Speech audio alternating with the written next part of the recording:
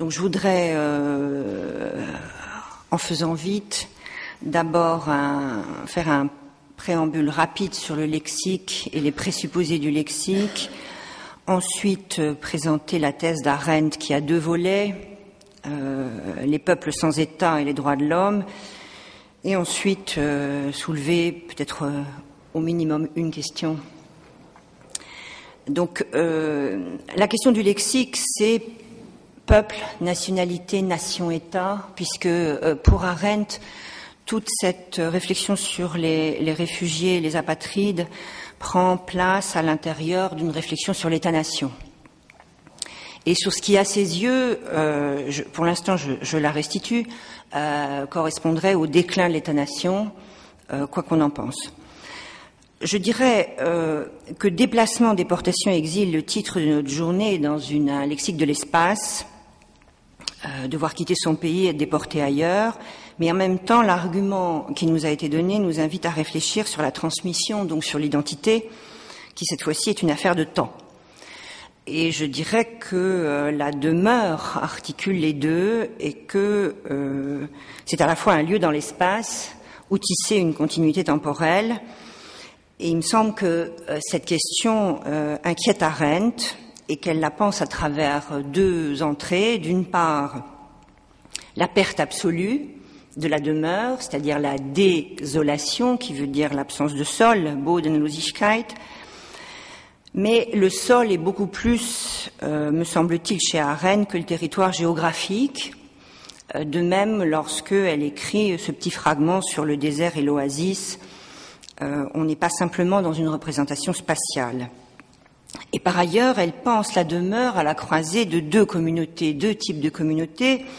Je dirais la communauté privée, qui, comme elle le répète souvent, est privée de visibilité. Privée, c'est privé de, qui est la communauté des amants, de la famille, de la fraternité, de la parenté, qui suppose le secret, qui est une condition nécessaire à l'autre communauté et qui est unie par des liens affectifs, communauté où on trouve chaleur et consolation dans le pire, et d'autre part, l'espace public, la communauté publique, lumière, visibilité, qui est toujours définie par Arendt comme le inter homines esse, être parmi les hommes, c'est-à-dire ce lien de l'entre-deux, le between, qui a pour caractéristique la parole et l'action, et l'amitié, qui n'est amitié politique.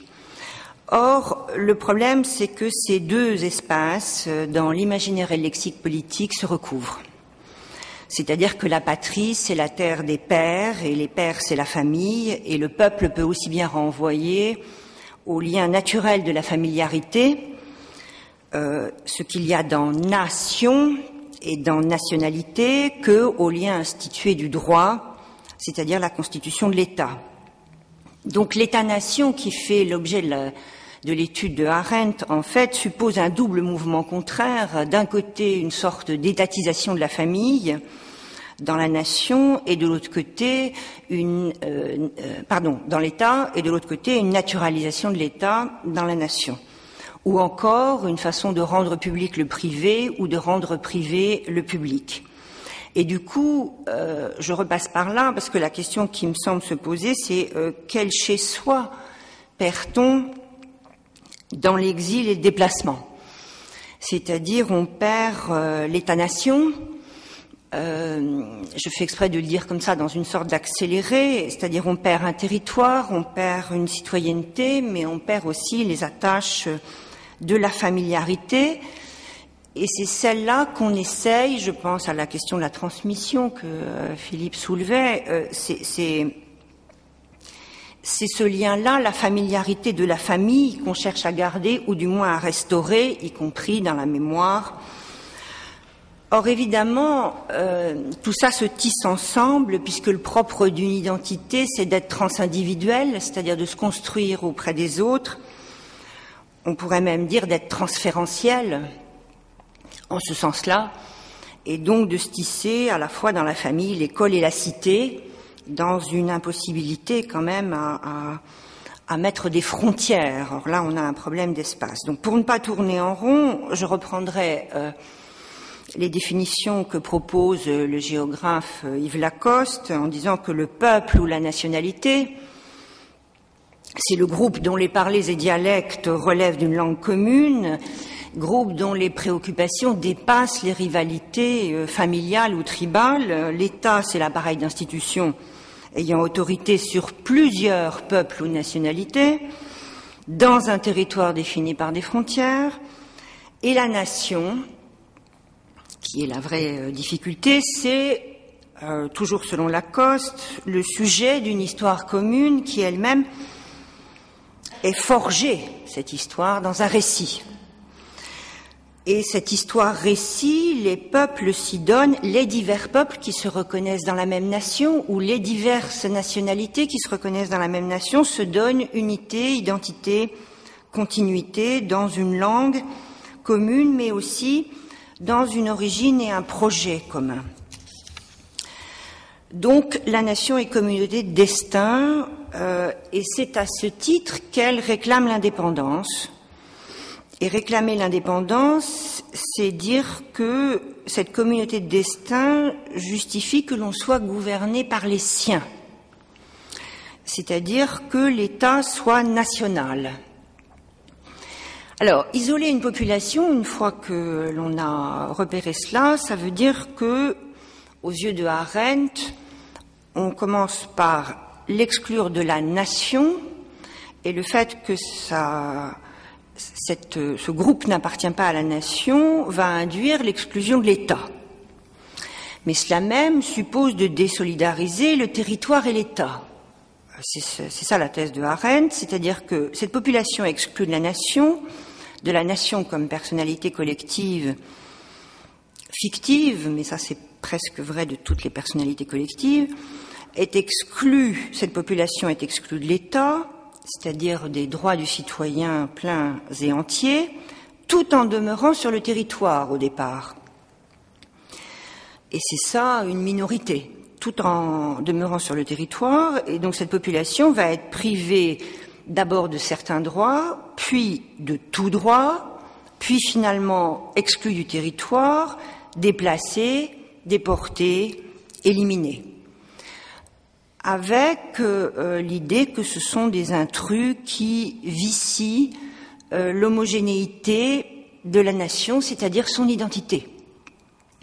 Pensons à ce qu'on nous a expliqué ce matin sur les Arméniens et la turquisation. Donc, l'analyse maintenant, je passe au deuxième point, l'analyse de Arendt proprement dit dans le chapitre 5 de l'impérialisme est organisée autour de deux thèses, qui sont deux sections. D'une part, l'avènement de peuples sans État, issus des violences extrêmes de la Première Guerre mondiale, et d'autre part, donc, cette espèce d'innovation des peuples sans État, et d'autre part, deuxième volet, l'idée que les droits de l'homme, donc qui a été le volet le plus discuté de ce chapitre, que les droits de l'homme ne sont rien, strictement rien, en dehors des droits du citoyen. Tout ça est dans un projet de Arendt, sur lequel j'ai pas le temps, pour ne pas remonter à Mathusalem, pris dans un projet politique de Arendt et dans un projet politique par rapport à l'extermination juive. Donc, première thèse sur les peuples sans État issus de violences extrêmes, je ne ferai que redire beaucoup plus mal, surtout que l'information d'Arendt n'est jamais absolument sûre, il faut lui reconnaître ses talents mais aussi ses défauts. C'est le fait que d'abord apparaissent des minorités par les traités de paix de 1918, c'est-à-dire que sont liquidés, ça nous a été dit ce matin, des États qui étaient multinationaux, c'est-à-dire Autriche-Hongrie, Empire russe et ottoman, et que la constitution des nouveaux États de l'Europe de l'Est va d'emblée introduire une différenciation dans le statut de citoyenneté, c'est-à-dire que seuls les nationaux, alors avec cette terrible ambiguïté, nationaux qu'elle finit par appeler le peuple-État, c'est-à-dire la nationalité censée être majoritaire, même si parfois la majorité est très courte, mais qui a le pouvoir politique, seuls eux peuvent être des citoyens entièrement protégés par la loi. Puis vient les minorités officielles, qui ne sont que des sans-patrie qu'à demi, dit-elle, et qui jouissent de certains droits élémentaires comme le droit à la résidence et au travail, mais qui ont besoin, cela nous a été dit ce matin, d'une loi d'exception pour jouir de leurs droits, alors de nationalité, c'est-à-dire linguistique et culturelle, et c'est le traité sur les minorités de 1920. Mais il y a aussi des minorités trop minoritaires pour jouir de la protection du traité sur les minorités de 1920. On peut donner comme exemple, au sein même de la Tchécoslovaquie, hongrois, ruthènes, allemands, roumains, polonais.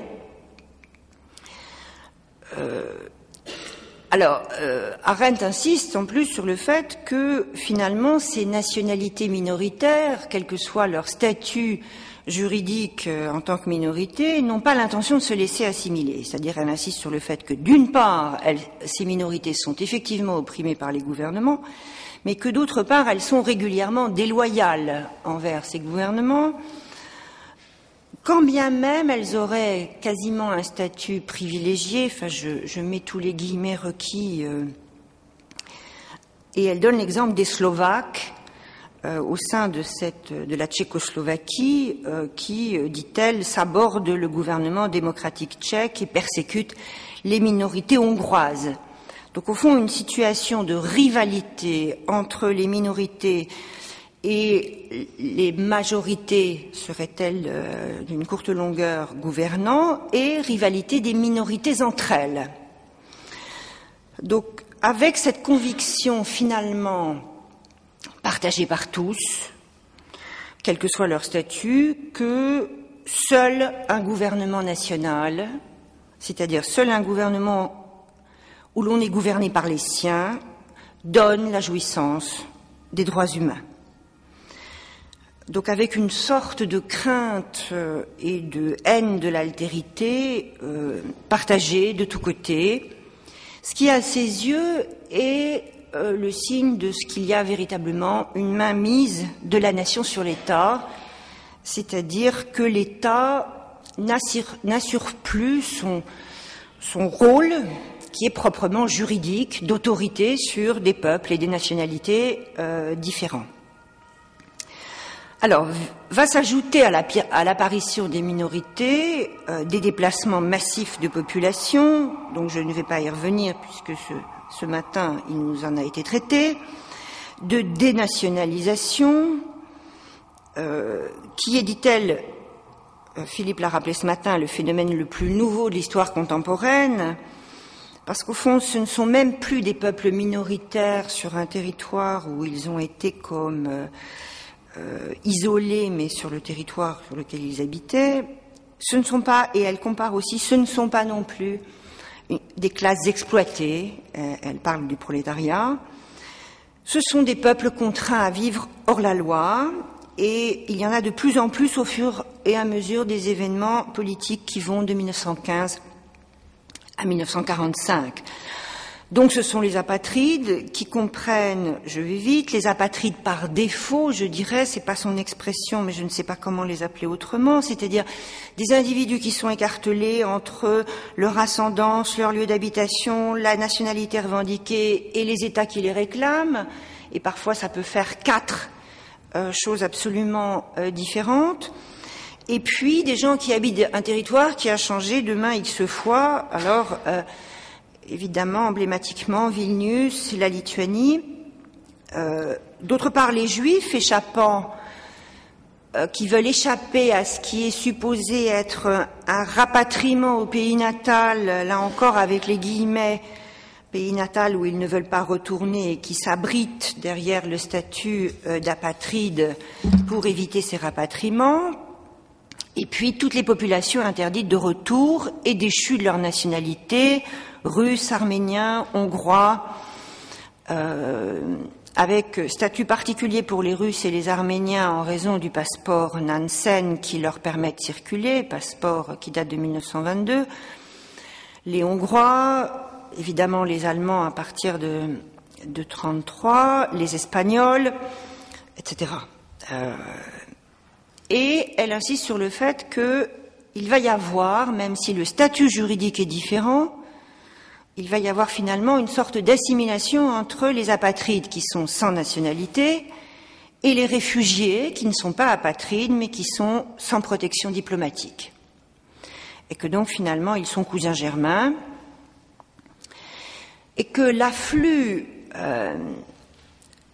des réfugiés va avoir un certain nombre de conséquences. La première, de rendre le droit d'asile absolument inefficient, droit d'asile qui de toute façon n'avait aucun statut juridique, dit-elle, comme les droits de l'homme, mais qui était une pratique non officielle, mais qui ne pouvait être effective que pour des cas exceptionnels et évidemment pas avec de telles masses de population.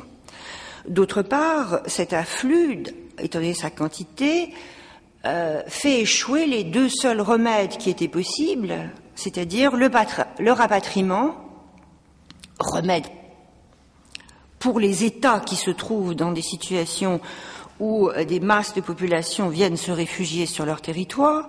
Donc ni le rapatriement n'est possible, parce qu'il n'y a pas de pays d'origine pour accueillir, mais parce qu'il n'y en a aucun autre.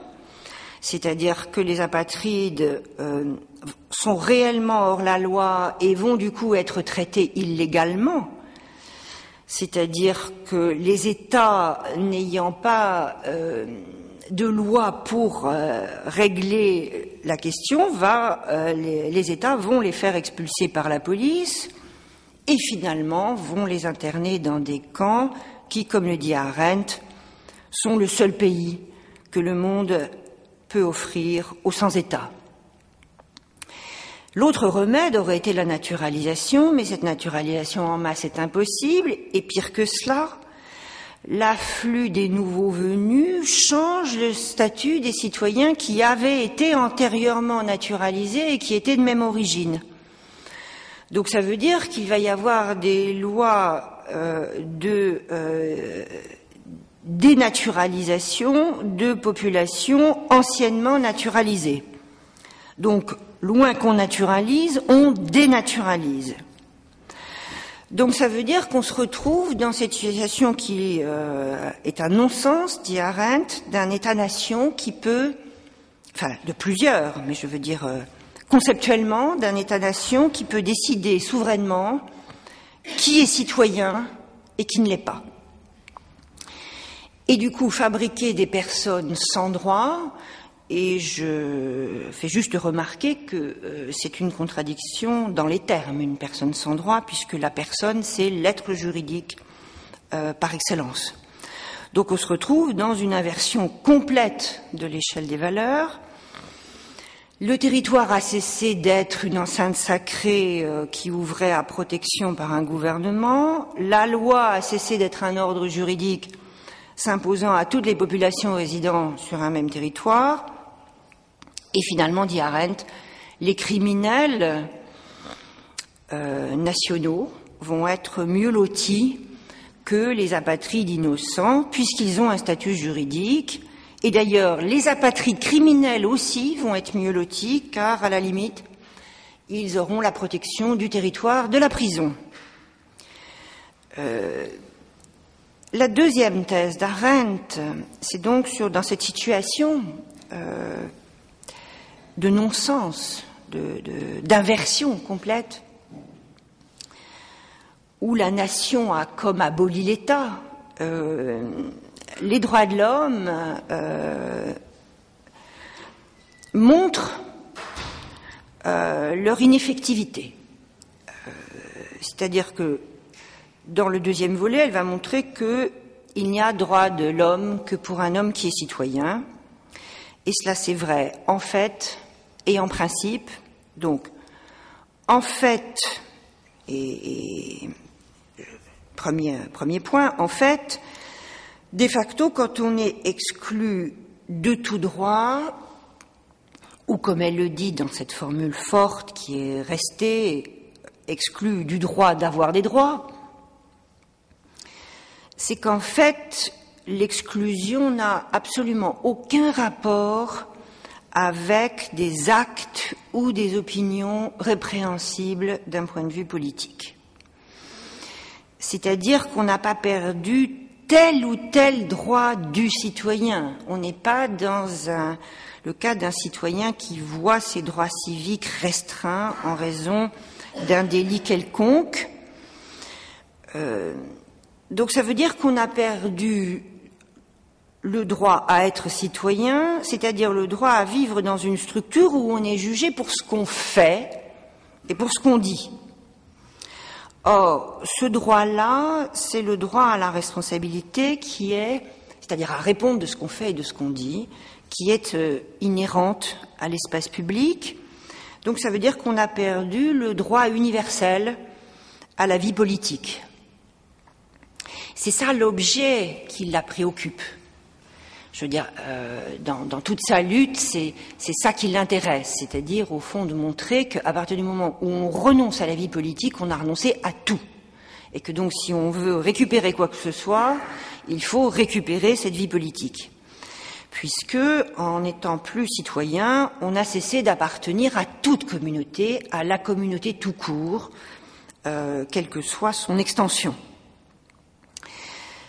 Parce que, quand on perd la protection de tout gouvernement, aucune autorité n'est plus susceptible de faire respecter les supposés droits inaliénables de l'homme.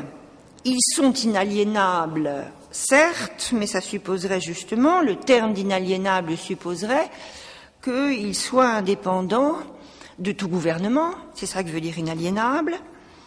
Or, je cite Arendt, il s'est révélé qu'au moment où les êtres humains se retrouvaient sans gouvernement propre et qu'ils devaient se rabattre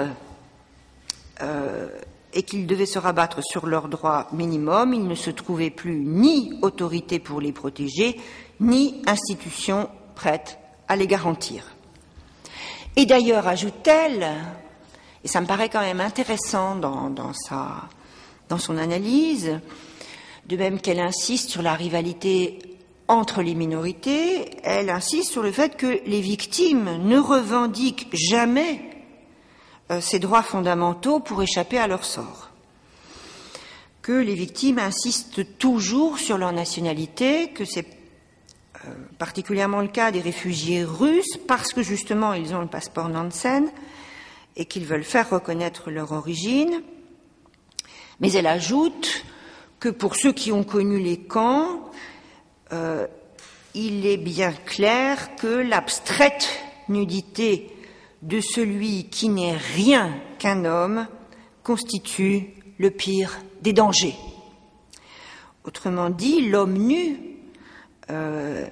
c'est proprement, c'est-à-dire l'homme qui a perdu tous ses droits, qui n'a plus que des droits de l'homme, eh bien c'est un homme invisible, c'est-à-dire qu'il n'a plus aucune inscription dans l'espace public, et c'est le prélude à son élimination, c'est-à-dire que lorsque tous les droits sont en moins, eh bien l'homme lui-même est en trop, c'était cela mon titre,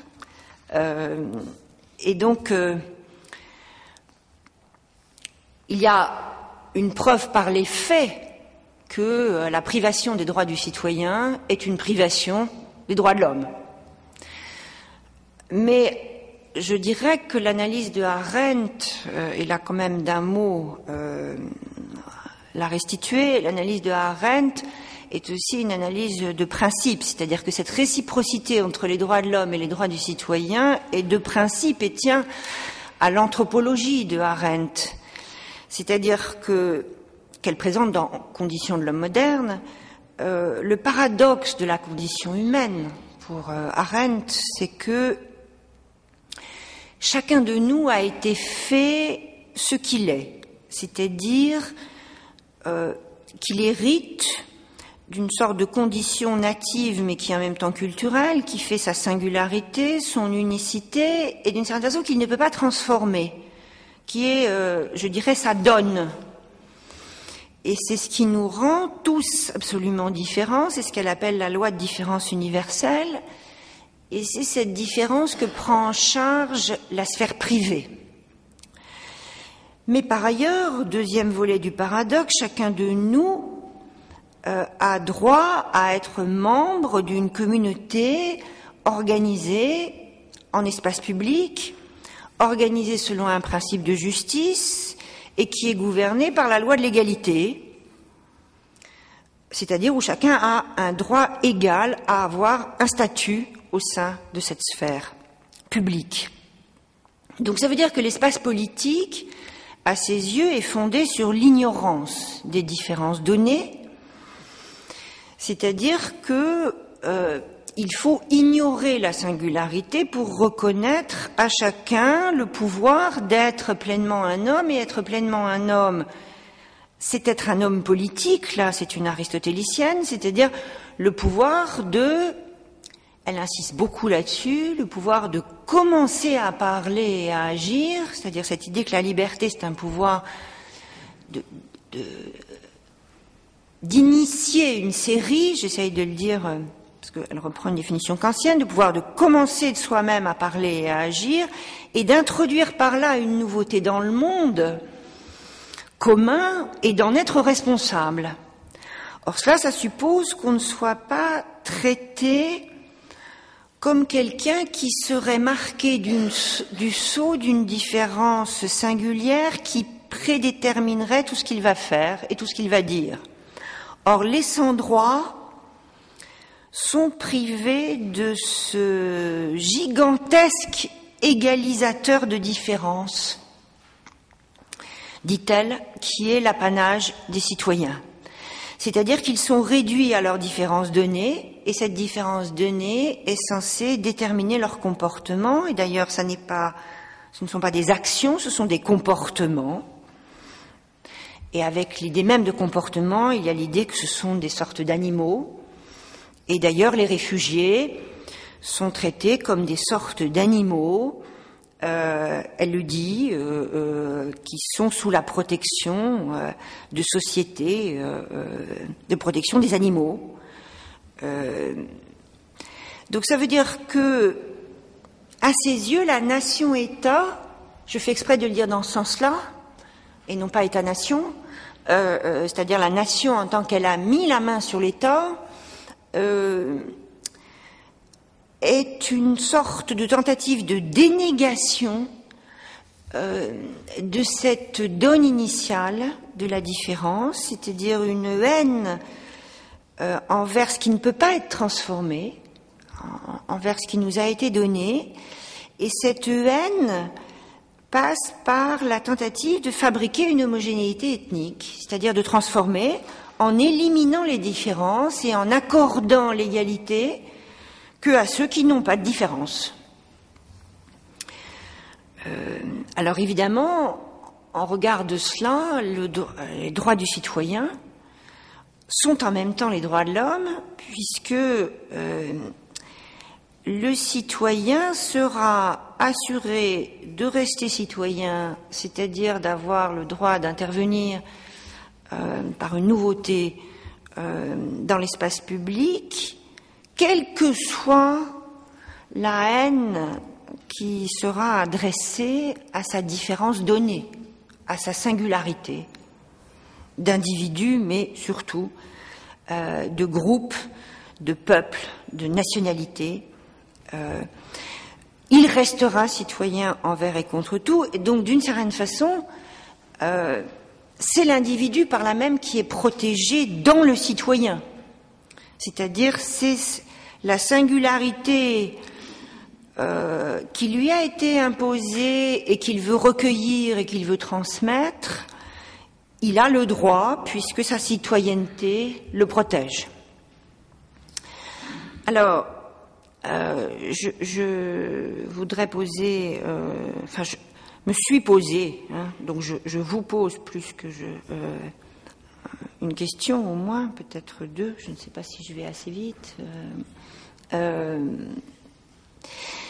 C'est-à-dire revenir à cette question de la demeure comme condition à la fois de l'identité individuelle et collective, Arendt emploie cette formule tout à fait étonnante dans l'impérialisme. Alors, j'ai pas été regarder l'allemand, héritage héréditaire. Je dirais, voilà, c'est la question de l'identité, c'est-à-dire du rapport entre l'identité et la demeure. Il me semble que l'identité suppose à la fois le lieu de la familiarité. Je ne reviens pas sur la façon dont j'ai pu essayer de définir la familiarité, la continuité temporelle, mais en même temps, tout ça s'organise autour de noms propres. Et je crois que c'est très important, où l'identité se cristallise, qui sont des noms de personnes, de lieux, d'événements datés. Les dates sont des noms propres. Or, cette identité, voilà le problème, et pour Arendt, c'est visiblement son identité juive est au milieu de tout cela. Cette identité ne trouve pas nécessairement, et je dirais presque de moins en moins, un corps substantiel avec ce que ça veut dire de réification, un corps substantiel dans un espace. D'abord parce que l'espace se délimite lui-même grâce à des noms propres qui font problème. Je dirais Sion, Samarie, Judée, Palestine, Israël. Tout ça sont des noms propres qui délimitent des espaces différents. Deuxième raison, parce que l'inscription dans l'espace elle-même fait problème. Je pense dans un dialogue entre David Grossman et Amos Oz, où Grossman, très anxieux, bon, je ne sais pas si j'ai le temps de lire. Moi, ce qui me pose problème, c'est le fait qu'après, alors il écrit ça en 2003, c'est le fait qu'après 54 ans d'existence, nous doutions encore de notre existence. Est-ce que, en tant que juifs, nous avons un gène particulier qui nous empêche de rester à un endroit ? Les Juifs ont toujours été habités par cette question, sommes-nous un peuple inscrit dans l'espace ou un peuple inscrit dans le temps ? En diaspora, nous étions définis comme un peuple inscrit dans le temps, un peuple éternel. Je m'arrête juste pour que vous voyez le problème, de toute façon. Hein. Dans le temps, un peuple éternel. Mais même après nous être installés ici, nous sommes encore incapables de nous considérer réellement comme un peuple inscrit dans un espace particulier. Donc ça veut dire que l'inscription dans l'espace, de toute façon, bon, alors quand on a fait un aussi long périple que le peuple juif, ne va pas de soi. Je dirais, troisième raison, parce que les migrations, aujourd'hui, qui sont des migrations politiques, mais des migrations économiques, font de chaque État un État multinational, aussi tenté que soient les États par l'identité ethnique, et fait presque de chaque nationalité des nationalités dispersées sur plusieurs États, et que donc la question de l'identité sur ces territoires différents me semble être un vrai problème auquel les géographes s'intéresse énormément maintenant. Je pense au travail de Denis Retailleau, l'impératif territorial. C'est-à-dire que c'est même pas la question de l'appartenance à plusieurs États. C'est l'idée qu'il faudrait repenser l'espace autrement que par le territoire. C'est-à-dire que l'unité du territoire est une unité politique, mais que finalement, par rapport à elle, il y a d'autres espaces qui viennent se superposer. Ça ne veut pas dire que le territoire disparaît, mais qui sont des espaces en réseau, qui sont des espaces de circulation, et que donc l'identité a de plus en plus de mal à se fixer sur un seul type d'espace. Et je pense à ce qui était dit tout à l'heure sur les Taïwanais, parce que Retailleau donne comme exemple un Chinois musulman employé à Singapour. Alors laquelle de ces identités est première et comment se construisent les identités là ? Est-ce qu'on peut Et je pense aussi à ce qui a été dit d'Harki, c'est-à-dire trop d'identités, mais bon, voilà, les identités sont plurielles. Il n'y a jamais une seule identité. Donc je dirais, la question de l'espace, la demeure comme espace, fait problème, mais je dirais la question du temps tout autant. La question du temps n'est pas plus simple, et là, je pense que Arendt, enfin, je vais être très précautionneuse et prendre toutes les précautions oratoires étant donné l'endroit où je parle, mais il me semble que Arendt peut-être pourrait être rapproché de Yerushalmi, là, c'est-à-dire le rapport au temps du peuple juif et les différents passés qu'il s'est construit sont compliqués. Il y a le passé de l'écriture sainte, le passé idéal non historique que Yerushalmi appelle le cercle enchanté de la tradition. Il y a ensuite le passé, mais qui est le passé sécularisé qui appartenait à l'assimilation. Alors celui-là, il est effectivement un passé d'historien, mais il n'est pas juif. Donc, quand il est juif, il n'est pas historique, d'abord, puis quand il est historique, il n'est pas juif, et ensuite vient le problème d'arriver, en raison des persécutions, à faire un travail d'historien qui ne soit pas seulement embolisé par la persécution. Donc ça veut dire que l'identité comme continuité temporelle, dans quel temps? Temps imaginaire, temps... Bon, voilà. Alors il me semble que Arendt est elle-même prise, je veux dire la personne d'Arendt est prise dans toutes ces difficultés. C'est-à-dire qu'on pourrait faire le relevé, et je terminerai là-dessus, des choses un peu contradictoires qu'elle peut dire. Enfin, contradictoire n'est pas le mot. Enfin, je crois que c'est le dissensus, c'est-à-dire on est pris dans une multiplicité d'identités, et donc tout ça ne peut pas tenir ensemble tout bonnement et tout uniment. Je dirais, d'une part, elle peut dire, dans la tradition cachée, que sa judéité est donnée. Donc, on est dans la singularité donnée. Sa judéité est donnée, elle est réelle, elle est indiscutable, et bon. En même temps, elle peut dire que elle est donnée parce que c'est ça qui l'a fait être repéré dans la persécution. Donc, en fait, est-ce qu'alors ça n'est pas plutôt un reflet? Je dirais que quand même pour elle, c'est ça l'héritage héréditaire. Bon, mais alors, quel est l'héritage? Traditionnellement, l'identité, c'est la langue, on en a parlé avec l'arménien, mais sa langue maternelle, seule demeure la langue maternelle, c'est l'allemand. Et elle dit dans le même texte, non, je ne suis pas allemande, sauf si vous me parlez de l'État. Oui, parce que l'État et la nationalité, ça n'est pas la même chose.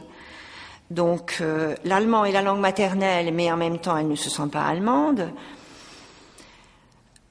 Et par ailleurs, à ses yeux, il y a une folie à vouloir essayer de changer l'identité. Donc, toute sa lutte est contre l'assimilation. Hein, c'est dans tous les textes, nous autres réfugiés.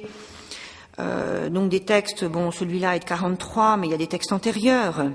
41, il y a cette espèce de lutte contre l'idée que les Juifs ne cessent de vouloir se fondre, changer d'identité, et qu'il faudrait revendiquer cette identité, mais que évidemment on est dans une situation, enfin voilà, c'est ce qu'elle dit, nous les Juifs, dans une situation extrêmement difficile, puisque on a abandonné l'héritage religieux et culturel. Alors, qu'est-ce que c'est l'héritage culturel? C'est la tradition yiddish, la littérature de la diaspora.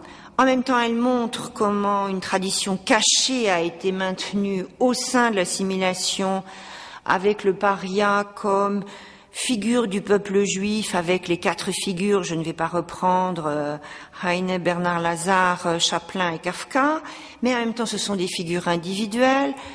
Elle veut montrer que l'échappatoire individuel n'a plus de sens. De l'autre côté, les fondements du judaïsme européen, c'est-à-dire la reconnaissance des droits du citoyen, ont été abolis. Donc il n'y a plus de possibilité du côté de cette figure du paria. Donc, voilà, on est en 43, il faut se réapproprier une culture juive collective qui à la fois retrouverait dans la tradition religieuse, sa dimension politique. Il me semble que c'est ça qu'elle veut dire. La culture populaire yiddish et la littérature de la diaspora, et donner un statut légal à l'identité juive. Mais là, et j'en ai fini,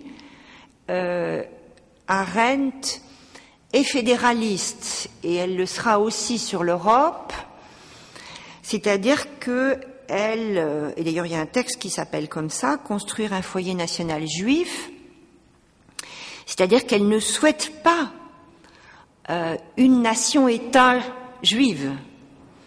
Car, dit-elle, on va retrouver le problème des minorités arabes, et que, donc, elle ne veut pas un État-nation, mais une fédération.